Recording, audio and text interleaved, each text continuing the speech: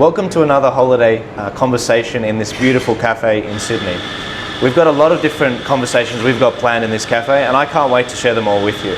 This week we've got an amazing conversation with Stephen Chavura, and once again we'll be delving into some of the things that have been happening the last 2 years, but also where we're going into the future. Stephen, welcome to the show. Great to be here. Thanks for having me, Joel. Can you please tell us a little bit about yourself and your background? Yeah, sure. Well, currently I'm a senior lecturer in history at Campion College, which is a liberal arts college in Sydney, in Old Toongabbie. It's a great job, a fantastic place to work. The kids are great. My research areas over the years have sort of ranged from early modern history to modern Australian history, also political philosophy, history of political thought, that kind of thing. Obviously the last 2 years in terms of what's been going on, not just in Australia but also internationally, have been of huge interest to me as we've all been sort of watching things unfold and try and figure out what's going on. And I tend to think of things as much as I can from a historical point of view, and also ask questions like, what does this mean for the nature of our democracy, the future of democracy, and those kinds of things, which is how I've sort of been approaching things. I suppose lately I've been trying to make very short videos for people to be able to articulate feelings that they might have that they might not quite have the words to be able to articulate. So that's been a new thing for me, sort of getting onto TikTok and Instagram and trying to sort of share a few little ideas, but it's been good. So our first conversation we had, it was about a month ago. People loved it. It was, as I explained on the video, Dr. Chavura is phenomenal in his knowledge of politics. It was one of the very first people I started talking to on Australian politics going back to 2018, because I'd looked at American, I'd looked at the UK, and I was like, okay, that's fine. What about Australia? And so you were one of my first guides here, and I think at the time you were writing a history on one of the former prime ministers. It was John Howard. Yeah, probably. Yeah, I was co-writing a book on Robert Menzies at the time, in fact, I may even have been writing 2 books because I've co-authored and published 2 in the last 2 years now, one on the history of the secular state in Australia, and then most recently this year, a book on Robert Menzies. So you've got a good memory. I was writing something on an Australian Prime Minister. Yeah, well, I remember you had to duck off from the Australian Conservatives Conference where you'd given a speech. Did I? Yeah. And you were saying, I gotta finish this book. Probably, yeah. I must have had a deadline, Yeah, no, always working hard, Stephen, always working hard. Oh, always, yeah, that's right. I wouldn't know what I'd do if I wasn't working, which can be good, but it can be bad. Yeah. It's been a wild 2 years, and I think from some of your commentary you really alluded to the idea that it's underlying problems we're seeing in society. The collapse of Christianity, the rise of secularism in Australia, and we've been slowly seeing a lot of the census data come out and seeing that the dwindling numbers of people identifying as Christian. And also splitting all of us Christians into different segments as well. Yeah, I think the splitting Christians into different segments, I think that's something that's probably going to diminish over time. I think Christians are actually being pushed together a lot more because as sort of the broader mainstream culture becomes more post-Christian, I would actually describe it as becoming more pagan. I think in some ways culture in the West, it's not becoming so much as what we might say secular, that is sort of without religion. I think in some ways what it's doing is it's retreating to a kind of paganism, a little bit like the paganism out of which Christianity sort of emerged historically. Christianity emerges out of Judaism, but what I mean is increasingly people are arguably turning from the worship of God to the worship of creation, to the worship of the environment. Also to the worship of their own bodies. Forms of Eastern mysticism and Eastern paganism becoming increasingly popular. But I think, and then there's also just a whole bunch of new rights movements, particularly LGBT rights that have emerged in the last, especially strongly in the last 20 years, which again are increasingly seeing Christianity not even as something to be tolerated, but something now to be contained and even punished, which is sort of what's going to wind up happening with some of these laws that are emerging in Victoria. And so what that's done is it's actually pushed Christians together. We're sort of forgetting about our historical sectarian differences. You're Catholic, I'm Protestant, you're Orthodox, I'm Catholic, and we're sort of forgetting about all of those, and we're seeing our identity increasingly as servants of Christ, which is as it should be, in my opinion. So I think that's one thing that is changing, and I think that is positive. But yeah, overall, yeah, I'm very interested in the question of, just for the COVID thing, if we could just mention that, like, why did what I would consider to be an element of hysteria about COVID, why did that happen? And I think similar things can be said about climate change, and probably even, you know, in America at least, the Black Lives Matter movement. Why did these sort of massive crowd dynamic movements, why did they happen? And for me, the question is, you know, what human need does climate change, what does it fulfill that isn't being fulfilled right now by anything else? Yeah. And so that's kind of one of the questions I like to ask. One of the questions I used to ask early on in the pandemic was, why is it all it's the atheists that are screaming the loudest about, you know, COVID? Is it because that they're about, you know, it's the fear of death, it's the not having an eternal life plan sort of thing? I say it in jest, but I'm serious. I mean, you know, if you're 80 years old, maybe you do want everyone jabbed below the age of 5, anything to just protect yourself out of fear. I think that's actually a really good question. And one thing I've always wondered over the years is historically,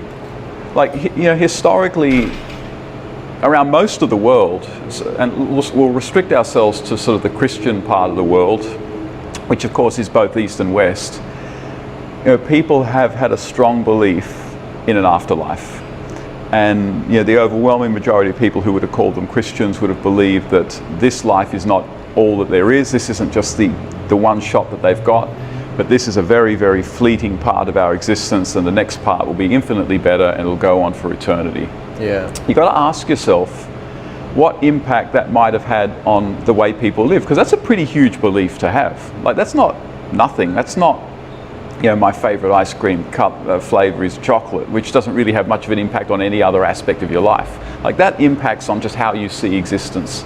And you've got to ask yourself, did that, for example, have an impact on people's ability to accept things like illness and to accept things like death? And if it did, if historically it did, then it follows that with the decline of that belief in an afterlife, that decline must also have an impact on the way people think about existence themselves, and also the extent to which they are prepared to endure sickness and the extent to which they're prepared to accept the reality of death. Because if you believe that this life is all you have, then you are going, at least this is purely speculative and theoretical, but surely you would have a less tolerance of illness and of death, because in a sense you're robbed of everything. Yeah. Like, you've basically been born to suffer and that's it. Yeah. Whereas with the traditional Christian idea,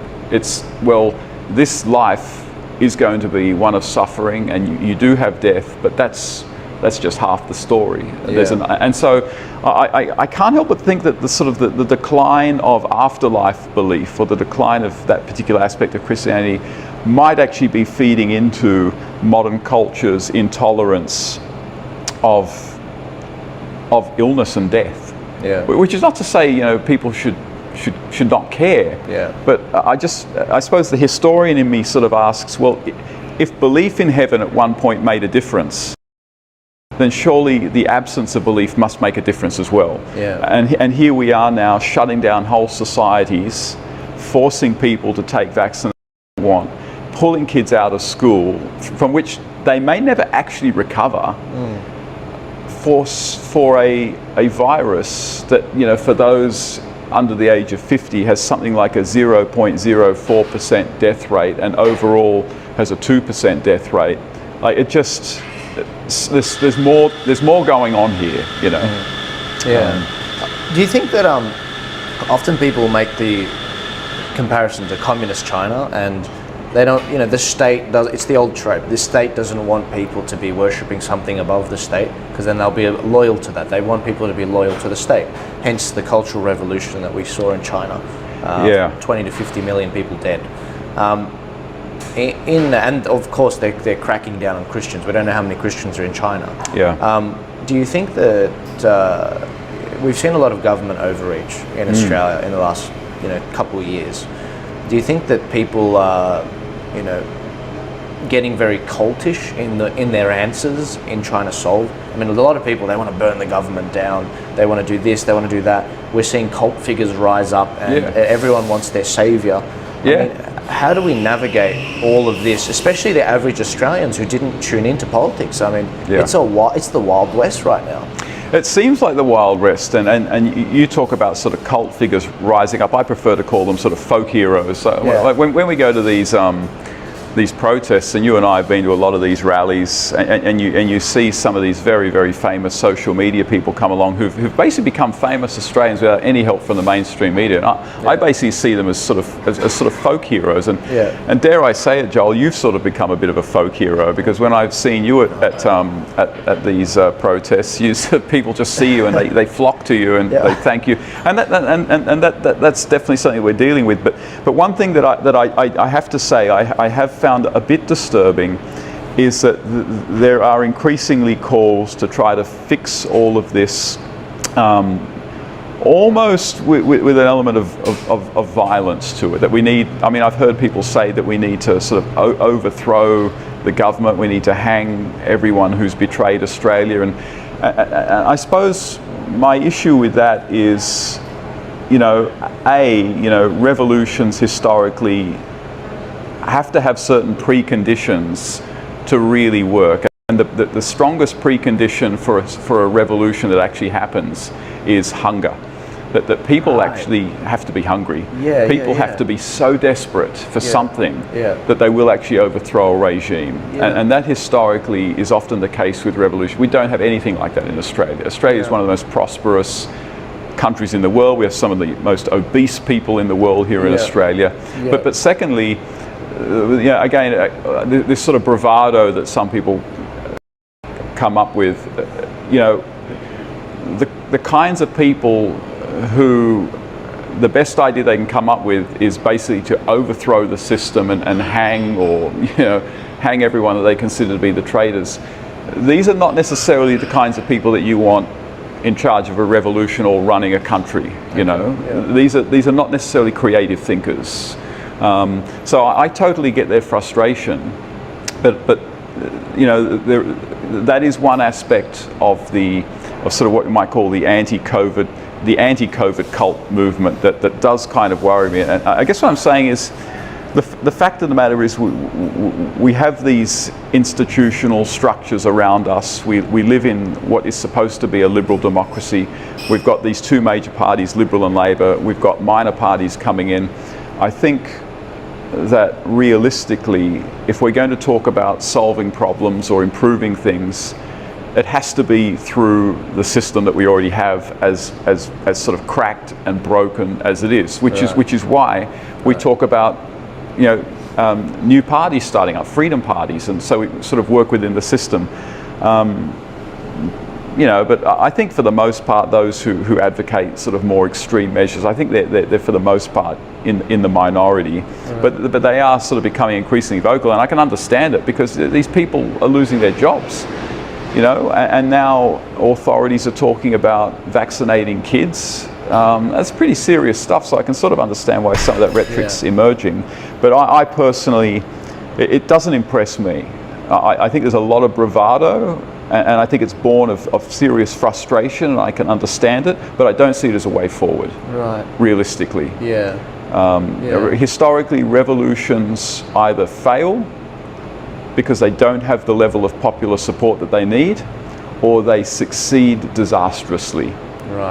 So Russia, China. I mean, there have been a handful of revolutions which have been really positive. The English Revolution, the American Revolution.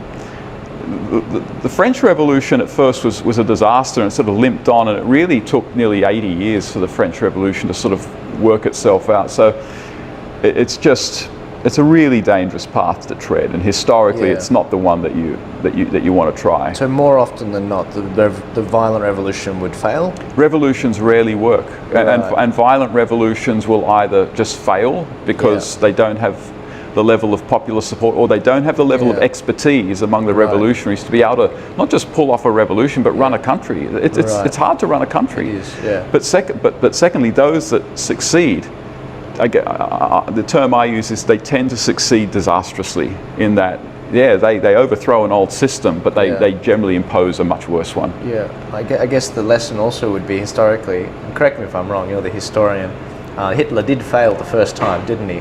And then he went into jail and wrote Mein Kampf and he did get the popular support. Yeah, he did. And then when he came out, he bided his time, ran on his military record, built his army of 2 million stormtroopers, as we like to allude to in the Star Wars series. Yes. and then he was in a very good position to have the one-party rule. But a couple of things there. You said one of the indicators, one of the preconditions is food, the food shortage. Tim Pool made you love Tim Pool. I love Tim Pool, and my wife loves him even more. She even bought him a beanie and sent it to him. She did. We were shopping around for hours and hours, going all over Sydney to find the right beanie for him. You're kidding me? I joke. want his beanie. I don't know where he gets it from, but I want him to make them and send them out. I would wear it in winter. But he made some great points about violent revolutions, he said the food was one of them. Yeah. I think he used the example of Libya. I think it was Libya. Okay. And he gave the story about there being certain preconditions, one being food. He said that 38% of a household's costs had to go to food before it was sort of a violent revolution was in a good spot.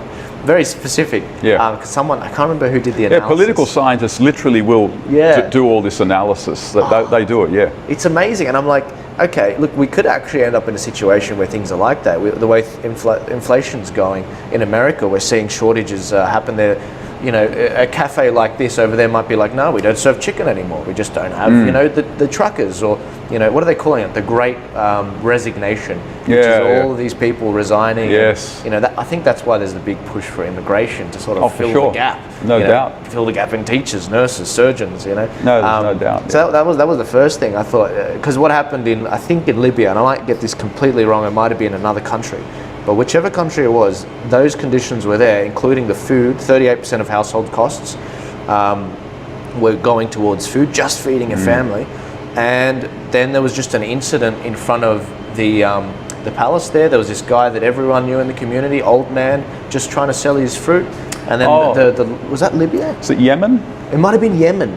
This is the beginning of the Spring Rebellion, or this is back in, was this the Arab Spring. He's talking about the Arab Spring.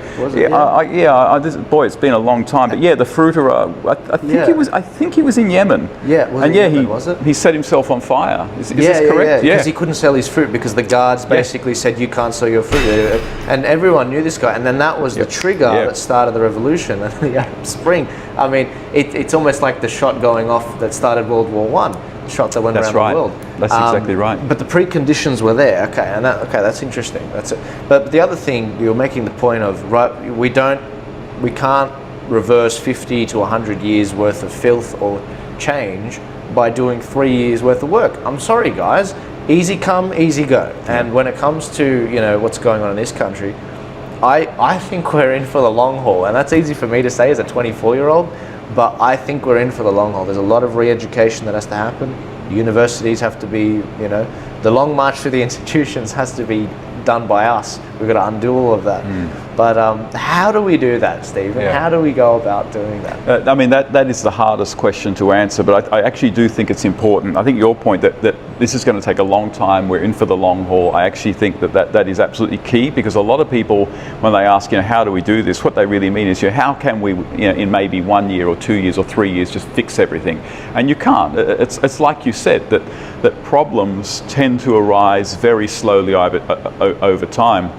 And it was the great sort of Florentine political thinker Machiavelli who said, this is a paraphrase of Machiavelli, but and it's one of my favorite quotes of all time, but basically what he said was, by the time you notice that there exists a very, very complicated problem in society, by the time you notice it, it's too late to fix it. Wow. Like, it's taken too long to emerge, and it emerges and emerges, you don't see it coming, but by the time you see it, it's too late. And that doesn't necessarily mean that it's too late to fix it forever. It just means that right now it's become so difficult that you can address it, but it's going to take a lot of time. And the other thing is, I don't believe in solutions. That is, in any society that we're living in, where there are always going to be problems in our democracy, there are always going to be problems in our economy, there are always going to be problems in our families.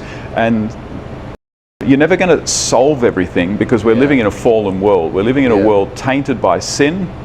And what that often means is one solution will lead to problems elsewhere, but it doesn't mean that you can't make certain things better. And so the question, I guess this is me rephrasing the question, how do we fix things, or what do we do? How can we make things better over time? Well, again, I think a lot of the things that you've been doing are incredibly important. I think actually drawing people's attention to the fact that there are alternative parties than the two major parties, and also to try to address a legendary complacency amongst Australians about Australia. I mean, I've said this before, that in 1964, Donald Horne wrote a very famous book called The Lucky Country, and we all, and that book, the title sort of has come into our vernacular. Oh, we're the lucky country, and we brag about that. But actually, Donald Horne was criticising Australia. He wasn't saying that. He was basically saying that one of the reasons Australia is so successful is because we're lucky.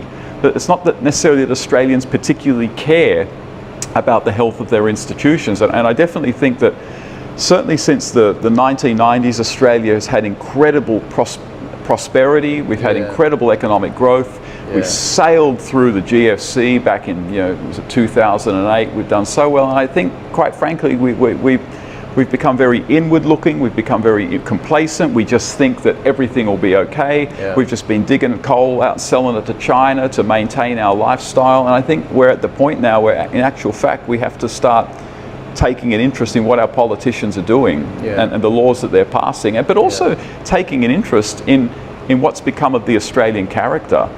And I'm just not convinced that enough Australians care about what government is doing, that they care about their own liberties. I know that a lot do, but I really see us as a country of very, very complacent citizens who have allowed governments to lock them in their houses for the best part of, in some instances, 2 whole years, pull their kids out of school, so literally denying their children educations, with barely a whimper of protest.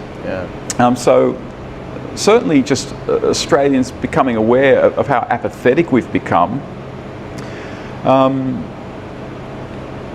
I think one of the good things is that we have this thing called social media, where we can actually bypass the mainstream media and get the messages out there. And I think that the freedom marches all around Australia are a really hopeful sign that in actual fact we can mobilise numbers. One other thing I'll say, and this actually breaks my heart to say this, because I wrote a biography. I co-wrote an intellectual biography of the great founder of the Liberal Party, Robert Menzies, a man that I really admire.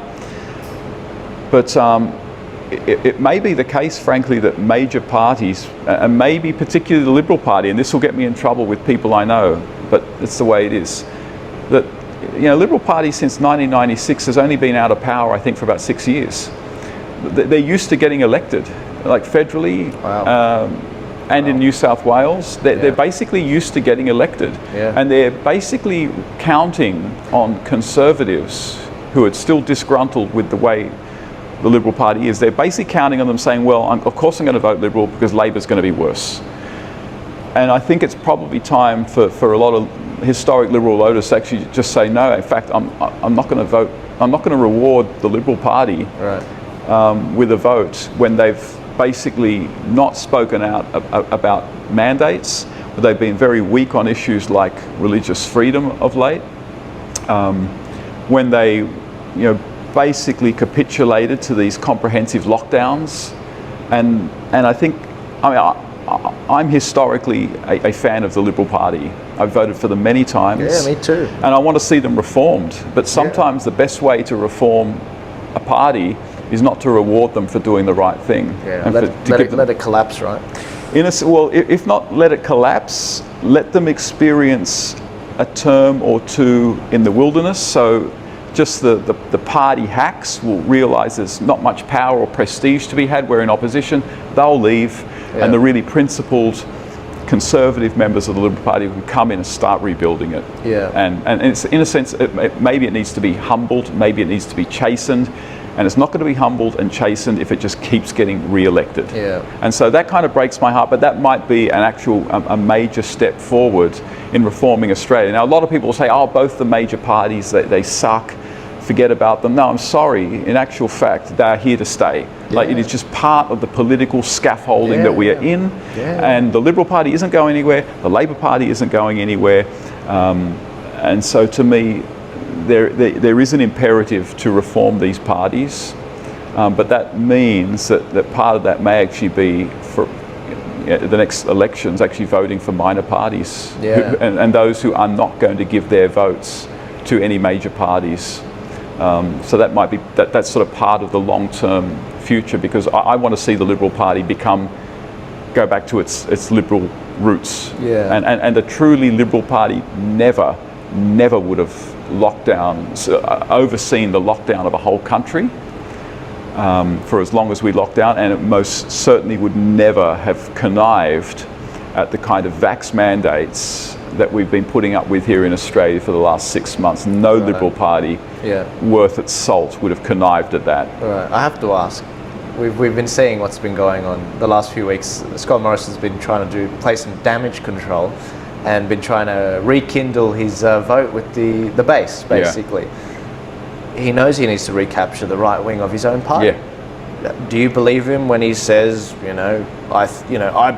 don't have mandatory vaccines in this country, we need to adopt personal responsibility? Basically, he's trying to be like, oh yeah, I was always for freedom of choice and speech and everything. I don't believe him for a second, not for 1 second. He was happy to see these mandates ruin many people's lives who lost their jobs, many of whom had probably good reasons not to want to be vaccinated. We have to remember that there are over 10,000 vax injury legal claims being lodged against governments here in Australia right now. You've got well over 80,000 registered vaccine adverse events. They're just the registered ones, so goodness knows. Look, you know something, man, I was having dinner with some friends last night, and there was a youngster there. He was about 18, 19. I think he had his second Pfizer. This guy's healthy as a horse. And he even said that after he had his second shot, he felt sort of heart palpitations. Now, he never reported or anything, and he sort of wrote it off, and he seems to be okay now. But when you go into an emergency room at a hospital, one of the first things you read on their signs is, if you are experiencing your heart palpitations, go straight to the front, because that's. And how many people are experiencing these things? And these vaccines are mandatory now. In all honesty, and again, some of my followers won't like me saying this, but if you're over 70, and you maybe you're not particularly healthy, I would actually advise you to think seriously about getting a vaccination, because if you catch COVID, that could be deadly for you. Absolutely. But the overwhelming majority of people it's not deadly for, but we've gone over this before, but do I believe ScoMo? No, I don't, and I think it's inexcusable that for months and months he watched these mandates be put in place and said absolutely nothing about it. And I'm going to say he gaslighted the Australian public by saying that no one is being forced. We're not forcing anyone to take a vaccination. Well, I'm sorry, but threatening people with their jobs, their ability to pay their mortgages, pay their rent, feed their families, and threatening to take away everything they've worked for in their career unless you take a vaccine. That is pretty close to coercion. Well, let me put it this way. Let's say in Australia a new rule emerged that all workplaces impose that if you want to keep your job, you have to either become a Christian or convert, or you have to convert to Christianity. Would it make sense for someone saying, "Oh no one's being forced to convert to Christianity. We still have religious freedom in Australia"? Like, no one would believe that for a second. Not for a second. And nor should they believe it about these vaccines. Right. And for me, there was a really low moment I actually thought for ScoMo, and I voted for ScoMo. I was so happy when he was elected. Yeah, me too. Well, it was a great night. I remember it very well. But the other day when someone was talking about George Christensen went on to, was it Alex Jones' show? Yeah, okay, yeah. so he goes on to Alex Jones' show. Okay, Yeah. sure, you know. Yeah. And the interviewer says to Scott Morrison, hey, he went on Alex Jones' show. What does it take for someone to be kicked out of the Liberal Party? And I thought to myself, well, let's see what ScoMo says about this. And the answer that ScoMo should have given was, well, in actual fact, in the Liberal Party, we do actually believe in freedom of speech. And if you can point to something that George Christensen has said that has been incendiary or there's been obscene or something like that, that is him expressing his opinion, and it's the opinion of lots of Australians. And in the Liberal Party, we have a diversity of views. We're not the Labor Party, we're the Liberal Party. That's right. And that's something that we welcome in this party. No, that's not what he said. He basically just said, you know, well, I think George needs to go quietly into the night. You know, Yeah, and I just he thought, said go quietly into retirement. go quietly into, and I just thought to myself, that is not a Liberal leader right there. No. That is a leader who's more afraid of the media Yeah. than anything, really. Yeah. And Yeah. so I'm deeply disappointed in how Scott Morrison has conducted himself. And you know, I think people need to think very, very carefully about rewarding the Liberal Party for the way it's behaved. And you know, people will say, oh, but the Labor Party will be much worse. Well, will it? Will it? I don't know. I mean, the Liberal Party is dragging its feet on issues like religious liberty.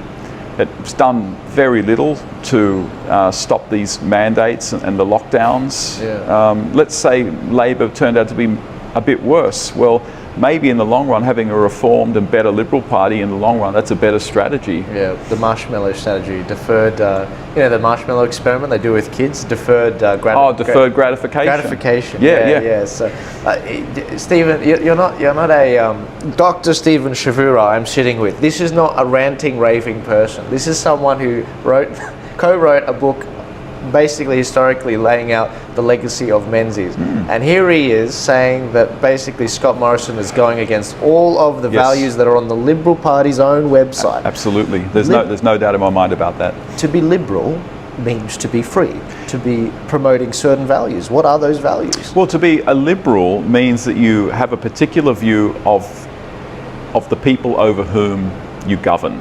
So in the olden days, people were seen basically as subjects. Right. They were not seen as sort of autonomous individuals. They were basically seen as matter that needed to be governed. Like serfs. Serfdom. They were subjects.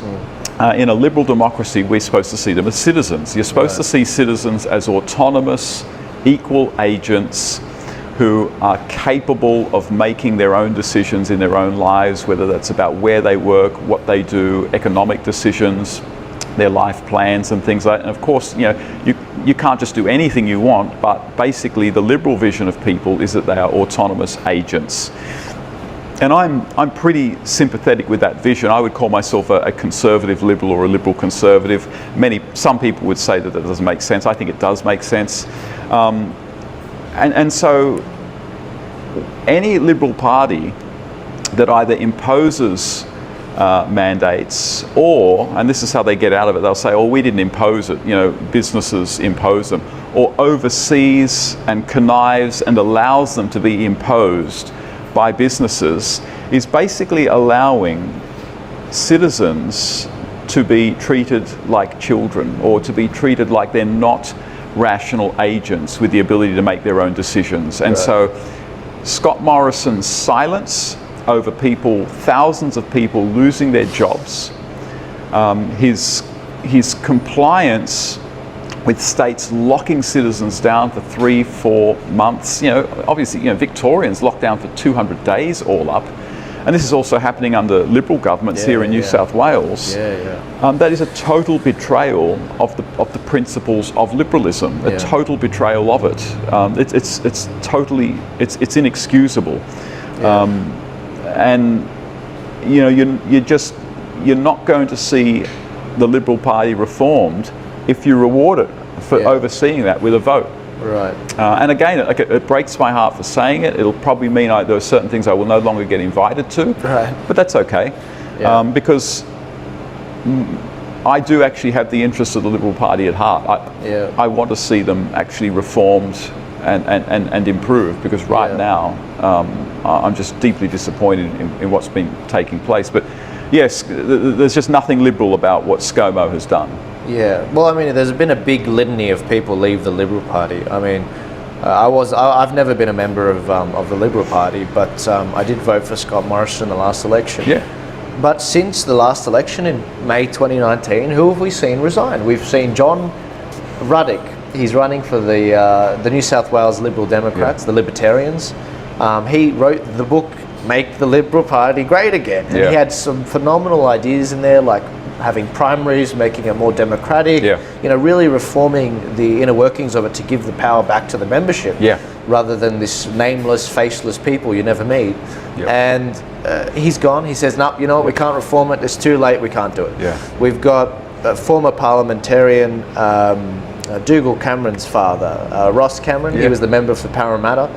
The man would have been Prime Minister, they like to say. It was before my time. And he also left. He's also jumped to the Liberal Democrats. That's right. This week this week we saw Deputy Mayor John Larter. He hasn't resigned from the Liberal Party. They haven't kicked him out yet. They will soon, I have no doubt. He's leaving. He's gone to the Liberal Democrats. He'll probably run with them, and more power to him. By the way, guys, Liberal Democrats, they're libertarians. They're the people that want their guns back. They have no affiliation with the Liberal Party. And then you've also got former Premier Campbell Newman of Queensland, and he's got a mixed record with the people of Queensland. But the guy, he's also left the Liberal Party, gone to the Liberal Democrats. Now, this isn't a commercial for the Liberal Democrats. I have no relationship with them. But there's something wrong with the Liberal Party. They've left their values, and they're going to they've moved to the left. And even I know that if they spend a bit of time out of government, they will never win government back from the left. They will only win it back from the Conservative side, which means there'll have to be a lot of reform that happens. I'm here for it. I'd love to see that happen.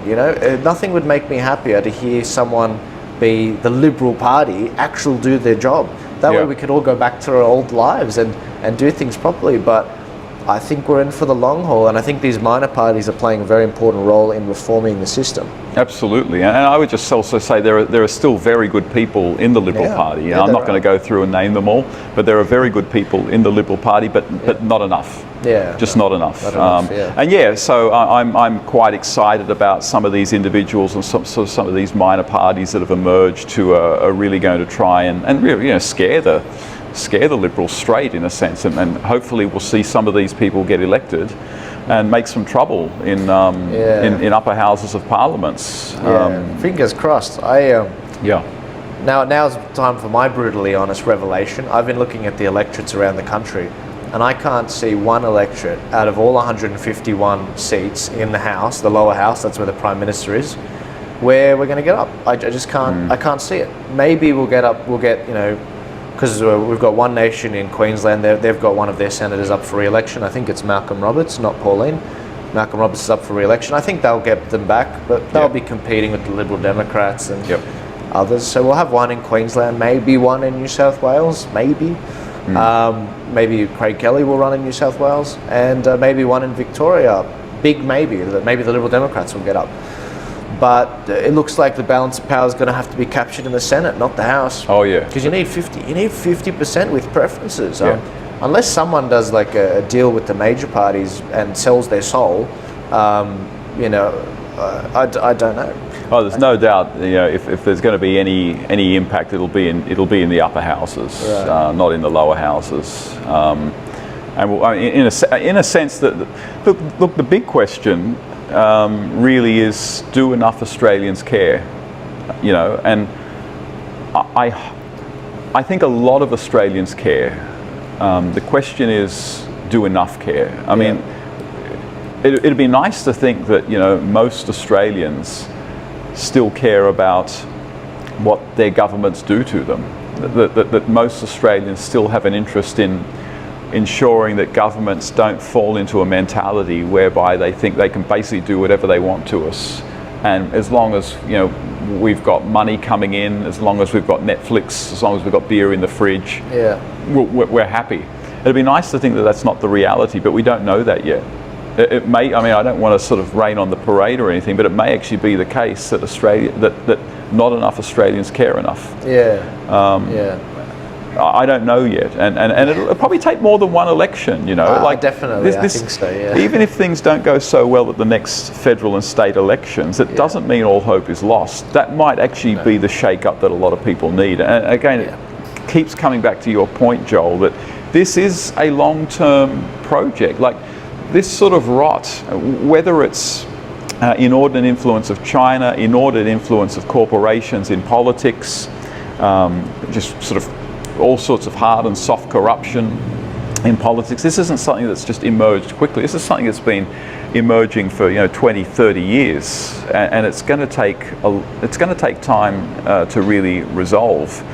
And I think also, to get back to sort of something we were saying earlier, I think COVID it's actually revealed a kind of spiritual void among Australians. And one thing I noticed actually early on with COVID, with the lockdowns, sort of watching people's behaviour on Facebook, a lot of people were just having the time of their life. I think a lot of people just found COVID, the lockdowns, incredibly exciting, and they loved it. And I think for a lot of people, so here we are in Australia, nationalism might be on the wane. We're not a very religious country anymore, which isn't to say we're secular, but we're just not as religious as, say, the Americans are. We're probably more religious than some European countries, but religion doesn't bind us together. It's not necessarily religion that gives the average Australian a sense of meaning. At the community level, do strong communities exist much more in Australia, or have become very individualistic? I'm not sure that. We don't seem to have a sort of a strong sense of national pride in the country. We tend to be cynical about people who are very, very nationalistic. We say, oh, they're trying to copy the Americans and things like that. And so sort of COVID comes along, and I think in some ways what we haven't derived from religion in generations, what we haven't derived maybe from nationalism in a little while, and from local communities which arguably are dying as elsewhere around the West, COVID kind of made people feel like we're doing something together, and they probably haven't felt that literally maybe in their whole lives, that we're doing something together. We're fighting a common enemy. I mean, when was the last time Australia had a sort of an existential threat of a war? I mean, not even the Iraq wars were anything like that. Maybe World War I, maybe World War II. World War II, I suppose, for sure. But the point is that I think the way we've reacted to COVID, the way politicians have exploited that, really shows a spiritual void in Australia that can be filled by good things, or it could be filled by things that are actually quite dangerous. And I think filling it with things like a fear of an inordinate fear of COVID has proven to be actually quite detrimental. I don't know how to fix that though. Well, I think an element of that is the COVID's been interesting, hasn't it? I mean, it has been revealing a lot of the inadequacies we've been having in society and how we connect with each other. But how do we fix it? That's a great question. But I did want to just point out, if you want a good metric, and you'll find this very useful in future conversations, if you wanted a metric of how far we've fallen in terms of the importance of churches and versus now. When we did the petition we said we want the jab rollout to abide by the Nuremberg Code. It was the third or fourth biggest e-petition in Australian history. We got 309,000 signatures. It was amazing. The biggest e-petition was 500,000. I think it was on climate change. But if you look at the paper petitions, it's in the millions, the records. And I was like, hang on, this is before the internet. How did they get millions of these signatures? And I was like, well, of course, it was the churches. And people were more inviting of people when they knocked on the door as well. Now, if someone knocks on the door, you think it's the police. It's like, we're not used to... Speak for yourself. Well, I mean, actually, they visited me 4 times. Oh, did they? Oh, yeah. I know them by name. Oh, you did? Oh, God, yeah. You know it's bad when you start recognizing them. That's when you're becoming familiar. Isn't that right, Mario? But no, it's like back then you used to have unannounced guests a lot more at your house, whereas nowadays it's like, why didn't you put it in the Google calendar. You know, we book a time. You know, you bring up an interesting point. During the Federation period, leading up to Federation in, let's say, you know, when it's officially celebrated in 1901, 1st of January, leading throughout the 1890s, the single biggest petitions that were presented to the Constitution conventions were petitions to have God acknowledged in the preamble. Wow. So of all the issues that they got people petitioning on, all sorts of issues, that by far the biggest number of signatures was to make sure that God was not left out of the Constitution, and ultimately it succeeded. And it didn't succeed because the Constitution, the people writing the Constitutions wanted it. They actually didn't want it that much. Not because they were anti-religious, they just thought it kind of overcomplicates things, it's too controversial. But it kind of got to the point where they were really worried that the people would not vote in favour of Federation unless God was in it, because the petitions just kept coming in their thousands. And I've read the minutes, and it gets to a point where people start saying, look, you know something, we can't ignore these people because they're not going away. And they had two referenda to federate. The first one failed. And they had to do it again. They didn't want to fail a second time, and so they put God in the preamble. And many historians nowadays say that that was very, very important for actually. So the point, I'm sort of agreeing with your point, Joel, that the churches historically have been incredible agents of civic mobilization. And I mean, I'm a great believer in what my good friend Martin Isles said on Facebook today, that what Australia really needs is a revival. It needs a Christian revival. It needs people to sort of think, you know something, my grandparents, whom I revere, that wonderful, stoic, hard-working, thoughtful, hard-fighting people. These are my heroes. A lot of Australians feel that way, and what we need to get them to see is that their grandparents were almost certainly were Christians. It wasn't that there was more to their grandparents than the fact that they were hard-working, that they fought in wars, that they were frugal, that they were disciplined, they were stoical. There was more than that.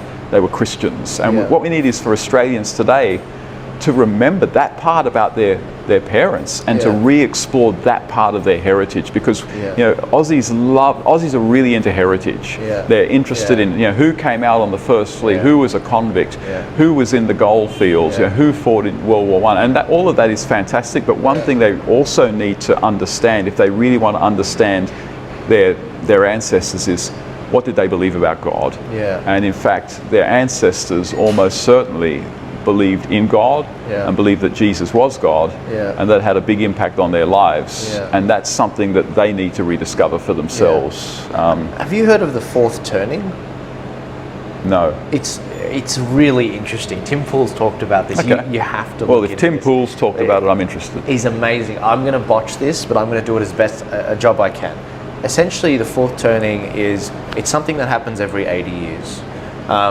So 80 years ago, what did we have? Let's use America as an example historically. 80 years ago, we had the First and Second World Wars.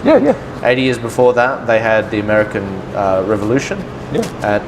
American Civil War rather. And then 80 years before that, they roughly had the Revolution of Independence. The War for Independence. 1776. So it seems as though it was sort of an 80-year block. Now they call it the fourth.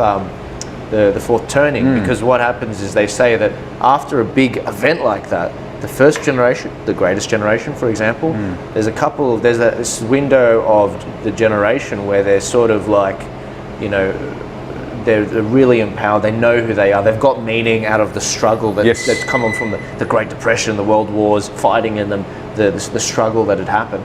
And then, you know, the second and third generation, you know, it slowly sort of starts to wane. And then by the time you get to the fourth generation, it's like you're ready for another event every 80 years. Well, that's where we are right now. And so the theorist, I forgot the name of the theorist who said this, I'm botching this, but the name of the theorist who said this, he basically said, well, we're due for one right now where we sort of are reminded of what's important to us and what our values are. So we're sort of at that inflection point. I mean, I think that's very interesting. The one spanner I might throw in the works is that technology is so different now from what it was 80 years ago. That I think I think that is a serious variable that might sort of mean that what's meant to happen now maybe doesn't happen. I mean, technology is incredibly important for understanding what's going on. Why cultures do what they do, and the technology that we have now is just so different historically. These patterns might be thrown out a bit. And we have to remember that historically technology has changed more rapidly in the last sort of 50 years than any period in human history. It's just unbelievable, and that means that those sort of long-term projections of what we're due to have now doesn't mean they can be thrown out, but we need to be very careful about thinking that the same thing's going to happen now that what happened. But I'm sort of a fan of that view, and it is actually the case that when you have massive events, whether they're civil wars, whether they're world wars, whether they're pandemics, what does tend to happen, and there have been books written on this, is that people in politics, corporations tend to take advantage of these things to be able to restructure things to their own favour. BMW. Well, I mean, industrialization. I mean, corporations. The Ford, Ford manufacturing after World War One, and that is a common thing. The world after World War II was very different from the world before World War II, and so when you have sort of globe-stopping events like COVID, there are some things that never go back to normal, and there are people, and they'll do it with the best intentions, but who cares about people's intentions, because good intentions are the road to hell anyway. So with this, I guess what I'm saying is that there's a strong possibility that with this COVID pandemic that certain things will never be the same again. I don't know exactly what they will be, but what you sort of said about sort of the sort of you have a disaster or some important event, and that creates a great generation. That is absolutely historically true. And reading the ancient historians, even the ancient historians sort of complain. They sort of say the same things, like when Rome is at war, life is hard. Rome wins a war, life is easy. Like they've more incomes come in, they've got more slaves, and what that leads to is moral degeneration. People become soft, they stop caring about the rest of society, they've got everything they need, and they just start indulging all their pleasures, and that makes society weak, it makes it immoral, which kind of over time makes it miserable as well. It's the course of empire paintings of Rome. Exactly. Well, it's sort of almost like the cycle of empires, and there's no doubt, in my opinion, that in the West we're going through a kind of degeneration. There's no doubt about it. We're becoming spiritually degenerate. I do think that we're becoming increasingly selfish and indifferent to our governing authorities, and the question is, where is all this going to lead? And no historian knows the answer to that. Well, I guess I think with the 80-year thing, I hear you on the technology thing. It's a real spanner in the works, but I think the reason why the 80 years before it was World War II, World War I, and then 80 years before that it was the American Civil War, and then 80 years before that it was the American War for Independence. I think generally it was like sort of you had four generations, 20 years, 20 years, 20 years, 20 years, and what that was, it was them passing on their knowledge, and it just slowly wanes over time. The struggle, and we sort of talk about the immigrants here, it's that immigrant struggle sort of thing, and that's why when we get them out here, I mean, more often than not, I'm seeing immigrants that are ones starting up these channels, or I call them the wogs because I can say that. My wife says that too. Well, there you go. I feel like, and I didn't really work this out, that it was struggle in my journey of following politics until I started looking at Poland, and I was like, what happened in Poland? And correct me if I'm wrong, they first got invaded by the Nazis. They were first cab off the rank, and then they got invaded by Russia. They really got it hard. They remember what happened. So no wonder they're the first to speak up when it comes to issues of massive migration from the Middle East, or whether it's issues with the EU, or with Chinese influence, or with big tech, because they have it hardwired into their bloodstream that, we struggled. This was a hard-won war. But in Australia, we've never fought a war here before. The worst we've had is the bombing of Darwin in the north. That was as bad as it got. And maybe a couple submarines in Sydney Harbour. Yeah, the catapult, that's right, yeah. But other than that, and that's where I think the memory thing comes in. It's about memory. So how do you fix that?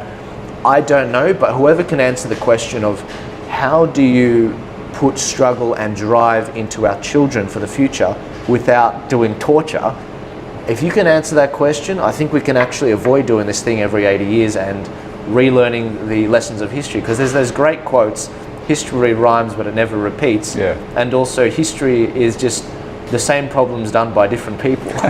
I think that if you can answer that question, maybe, and I know, I'm 24, what would I know?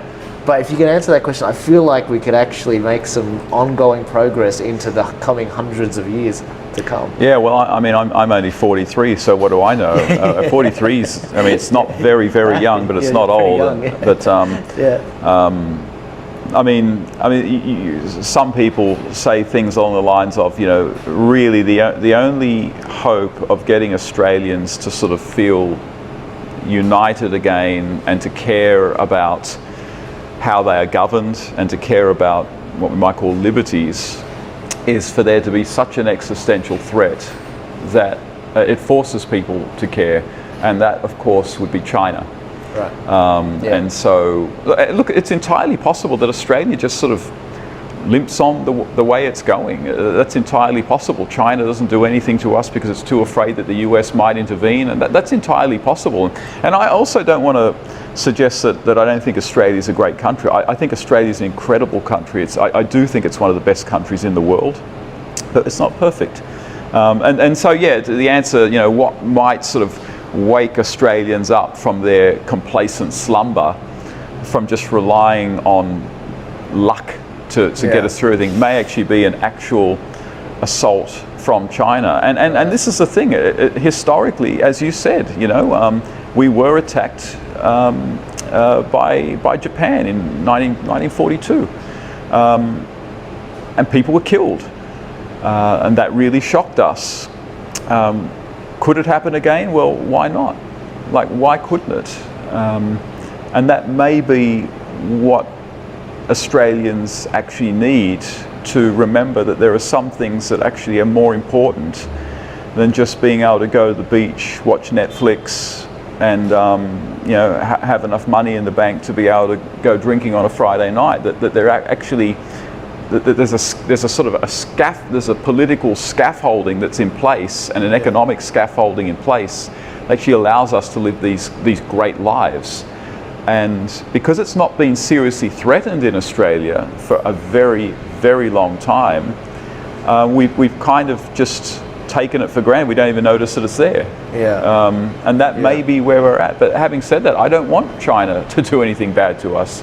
I really don't, because I don't want us to go to war, because war is hell. Yeah. And the only people who praise war, as the old saying goes, are those who've never been. That's right. That's right. But that may be, that could be where we're heading. I don't want it, but I definitely think that, you know, being the lucky country that has, I'll just say it, I think that's corrupted our character. And this is something that Menzies used to speak about. Politicians these days can't criticise the Australian public. They'll just be, they'll be turfed out. Can you imagine these days a politician sort of saying to the Australian public, you know, you guys are complacent, you guys don't care about your liberties, you know, come on guys, get your act together. Can you imagine? Menzies used to do it. Yeah. He used to, I've read his speeches. Oh, he pulled it off. He would do it. He would say, "Look, you know, Australians, you know, you're too complacent. Yeah. You're not thinking rationally. Yeah. You know, you need to take a greater interest in what your government does. You need to take greater interest in." He would actually chastise Australia. Wow. I feel like you definitely couldn't get away with that. You couldn't get away with it these days. But why? Obviously, you've got to speak to the people that you know. There's a time and place for it. But is it that we've lost our religious side? We don't have a common sort of angle. We don't hold ourselves under God or something. I think you know, probably a lot of things. I mean, we've gone through over 40 years this sort of change in how you teach people, how you raise children. You don't criticize children anymore. You don't tell them that their work is bad. Yeah. And so we're just not used to being criticized. Right. And this is something that pervades our whole culture. Just to disagree with someone for some people is almost like an assault on them. A physical assault. But to get back to Menzies, one of the things he used to say was Australians, the one thing that you're in great danger of is, Australia came out of World War II for the most part unscathed. Europe had to rebuild after World War II, and so it went through an economic decline for a period after World War II. Australia, straight after World War II, went on an economic boom. And Menzies' great warning was, be careful that your prosperity and that your technology doesn't stop you from being concerned about being a moral human being, about being a godly human being, and that you just become concerned about being a consuming and a pleasure-seeking human being. Right. And that's what Menzies said to Australia all the time, not just in the 40s, but in the 50s as well. He said, be careful that you don't lose your spirit. Yeah. And I think in some ways in Australia we've lost our spirit. Howard tried to regain it a bit by reviving Anzac. It'll be interesting to see how long the revival of Anzac in Australia continues, because I have a feeling it won't continue forever.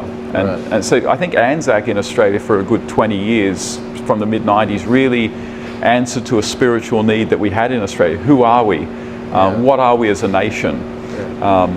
What should we as Australians see as greater than us? Because people need something to worship if they're not worshipping themselves. And Anzac really fulfilled that need. But if that declines, and it may decline as we fight fewer wars, so there are fewer veterans in the family, more immigrants come to Australia who just quite frankly don't identify with Anzac that much. If that declines, then what will take its place? Right. And the answer to that is, I don't know. I mean, with more immigrants don't come from secular countries, they come from very religious countries. So it may actually be the case that over the next 30 years, Australia becomes more religious. I mean, the 10, I think there were 12 places around Australia that voted no on the same-sex marriage debate, 10 of which were in southwest and western Sydney. Absolutely. And they were also the same LGAs that the government locked down. Yeah. Like that. Yeah, that's like right. A hand. And these are also the people, and when we go to these protests. I remember when I went to that one in June, July this year. July 24th. That was a fun day, wasn't it, Mario? July 24th. And since then, the police have visited me 4 times. They always ask me if I know when the next protest is on. I'm always like, I don't know. I'm not a mover and shaker here. I just turn up. Yeah. But looking around, I saw these people are from where I grew up. I grew up in the Bankstown area. Yeah. I was looking around. These the people from the outer suburbs who are dealing with this stuff. These are not. I'm an inner city elite now. Yeah. But these are not the inner city elites. These are the people from out west. These are the people who've come from countries, and this goes back to an earlier point you made. Yeah. They've come from countries and they've learned that governments can do bad things to you, and that there are bad things out there. They're not little Pollyannas running around saying, what a beautiful world, the sun's shining, the birds are chirping, everything's great. Like, they have come from countries where they have seen what governments are capable of.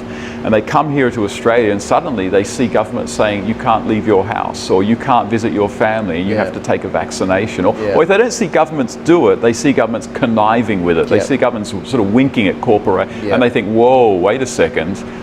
This strongly reminds me of something that I've seen before. And they say to white Aussies like me, they'll say, guys, watch out. I know you think that nothing bad can happen, but I'm telling you that there is a world outside of the lucky country, and bad things happen. And I've seen this sort of thing before. And I think that's why we see so many people from those outer west, the immigrants, coming in to these protests. Although I'm happy to say I'm seeing a lot more sort of Anglo faces. Now people are going to take that soundbite and say Steve Chavura is a white supremacist. No, you are, aren't you?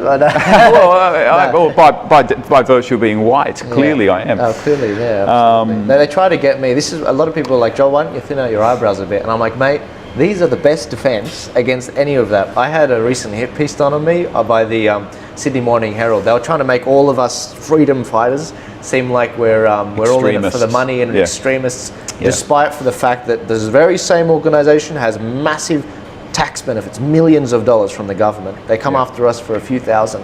And they basically wrote my resume, and they got the worst photo of me.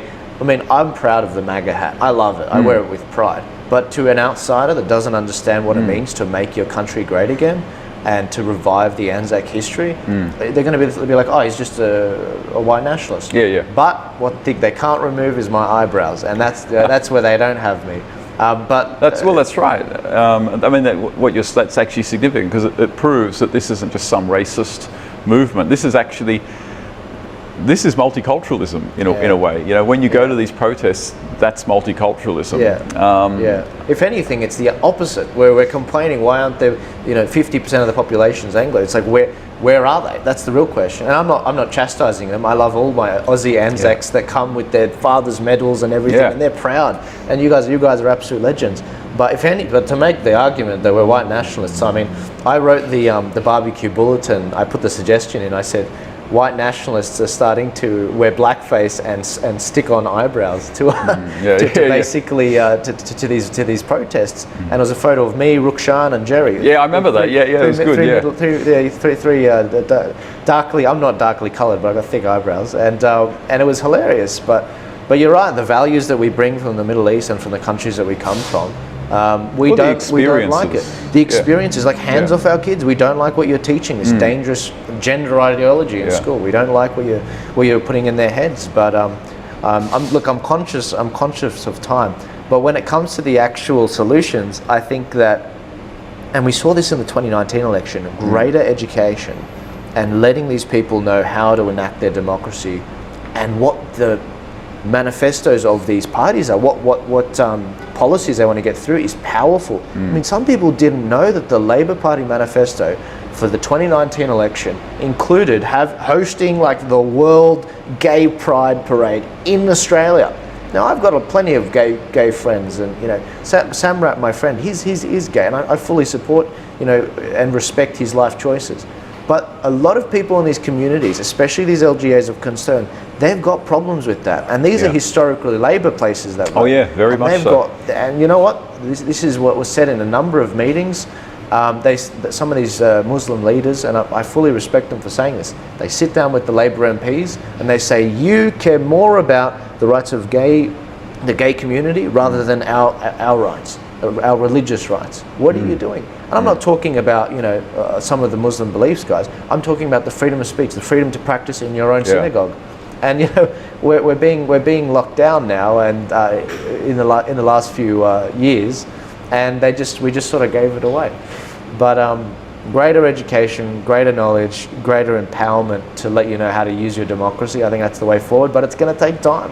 But also hitting the streets, and also being a pest at school meetings. I think one of the lessons we've learned from America is parents turning up to their school meetings and making trouble, and that doesn't mean being violent, but just being a pest. Asking questions that they don't want asked, drawing people's attention to aspects of the curriculum that education, the curriculum designers don't want parents in general to know about.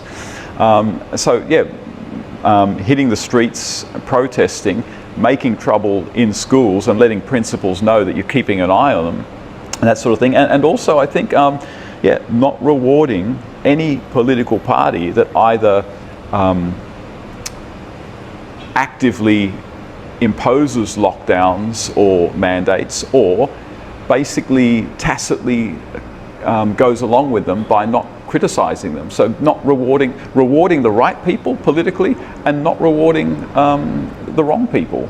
And I think that's actually very important as well. And as far as education goes, well, I mean, I'm an educator, so I'm all for education. And one of the things that actually makes me really optimistic about the future, and I mentioned this actually. Do you remember that book launch that we went to in the city? And John Howard was there even. What was it? It was the Cancel Culture book, edited by Kevin Donnelly. The Left's Long March. Yeah, the Left's Long. Yeah, it's the one with the fist, guys. The rainbow fist. That was the rainbow fist. That's right. It's a great. Well, the last question that was asked, it was directed to me, and it was, Steve, are you hopeful for the future? Now, as I've said on other occasions, I'm sort of a pessimistic optimist. I actually do think things can get better, but I think they often have to get worse first. People need to be woken up. But one of the things that I see is incredibly exciting is social media, is the fact that a Jammal can put out a video and I see it gets 1 million hits. That is that we're in it. I think I even mentioned you at that event. You did, that Cauldron Pool can put things out and get 1 million hits. That other people out there as well, the Good Source and others can get hundreds of thousands of people watching their stuff, educating people, bypassing the traditional gatekeepers of the mainstream media, and basically being responsible for probably right now in Australia, in all the marches we've had, probably at least 1 million people hitting the streets all up. That's not because the mainstream media. Yeah, don't say that too loud. We'll see the police again. But that's all right. But I mean, so I'm actually quite hopeful about the future, because we no longer have to rely on the gatekeepers of the major newspapers, the major television channels to get messages out there. And I think the proof is in the pudding. I think that the recent protests have been a real positive sign of the future, and political parties do pay attention to that kind of thing. They really do. And so, yeah, I am hopeful. I mean, here's the thing, look, if I was completely cynical and hopeless, why would I even be sitting here? There'd be no point. And this is one thing, a warning that I want to give to people that watch guys like you and to a lesser extent watch guys like me. Don't become cynics. Like, be realists, like understand that there are a lot of problems in the system. There are a lot of problems in the major parties, that there's corruption and that kind of thing. Be realists, but don't be cynics, because a cynic is basically someone who says it cannot be fixed because it is just too corrupt, there's no point doing anything. Well, I'm not interested in cynics. Cynics can take their cynicism elsewhere. I am interested in realists, and that's why when someone says, say the Liberal Party can never ever be fixed, my response to that is, well, you know something, hey, maybe that's true, but that's not helpful.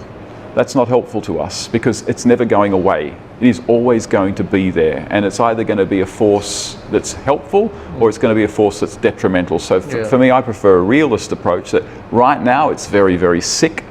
Let's try and heal it, and in the meantime, let's look at some of these fantastic other freedom parties and independents in the meantime, and get them in there, and again for the long trip, see what we can do about the Liberal Party. But so get away from cynicism, get into realism, and that's the only way there's going to be any way forward. I mean, cynics are useless.